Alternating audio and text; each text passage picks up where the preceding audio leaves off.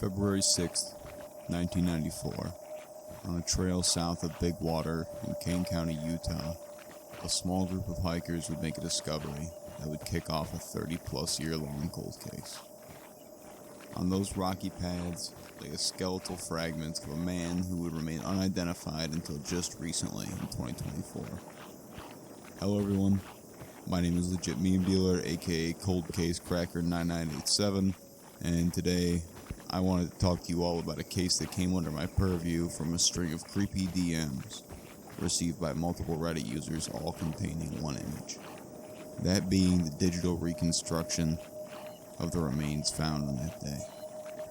But what happened? Whose body was in that desert? How did he get there? And most pressing, who or what could have taken his life?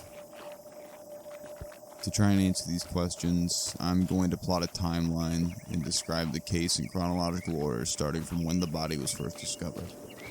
So, February 1994, hikers find a skull fragment wedged into a rock crevice near Big Water, Utah, a quarter-mile south of State Route 89. The remains are reported, and investigators in Kane County begin to comb the area for evidence. In the surrounding area, they find bloodstains, various skeletal fragments, and clothing items, likely scattered by animals during decay, as well as court documents and booking papers from Flagstaff, Arizona Justice Court in Coconino County, Arizona. These documents would later be sent to FBI forensic analysts, but were deemed too damaged to glisten any operable information. Coroners would make note of extensive dental work done on the jaw and would send the data off to have a digital reconstruction made to assist with identifying the body. Samples of blood-stained sand found in the area would also be sent off to early genetic reconstruction labs with hopes of locating a DNA match, but initially both the bone reconstruction and DNA testing proved unsuccessful. Authorities originally came to the estimation that the John Doe had died sometime in 1985. Most likely due to blunt force trauma to the head, judging by fractures on the skull, suggesting a stomp or perhaps a kick. He was presumed to be in his mid-30s to late 50s at the time of death. This is where authorities hit a dead end. The reconstruction had not yielded any promising leads, and DNA technology wasn't advanced enough yet to reconstruct such a degenerated sample. And so the evidence was filed away and the case considered cold. That is, until a company called Othron Genetics announced that they had been able to reconstruct a near-complete sample of the DNA from the John Doe.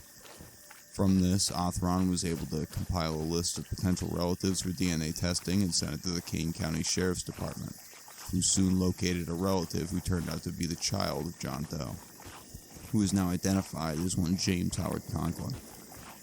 After 30 years, multiple reconstructions, sketches, and DNA analyses, they had finally discovered the identity of the old bones found in the desert all those years ago. With this, investigators reopened the case and were able to piece together a new timeline based on Conklin's last known whereabouts. He was last seen in Flagstaff, Arizona in 1988, and at the time was homeless. Using this info, a new likely time of death was also listed in 1992. A mere 2 years before the discovery of his remains. Conklin was born in 1950, making him around 42 at the estimated time of death. And as of now, that's all we know. We have no idea why James was in or around Big Water. Some theories suggest he was killed in a secondary location and his remains dumped there or scattered by local scavengers. The blood-soaked sand found near the initial site does put a small wrench in this theory, though, as Conklin's body would have had to have been decently fresh in order to soak the sand with blood to such a degree. So why are people sending photos of James's reconstruction to others on the internet?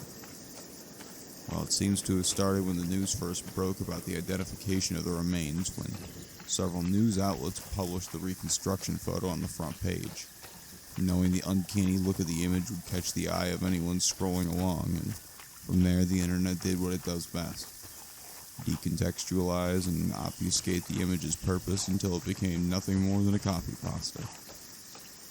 It's easy to see a creepy image from some cold case and thoughtlessly adapt it into the next shit post, but Something important to remember is that these were real people. People who had lives, experiences, and in this case, even a family. Often we take these things for granted, but as James Conklin's case shows us, all it can take is one hazy night to lose it all and have your name lost to the sand. Whatever happened in that desert 30 years ago may very well stay a mystery until the end of time.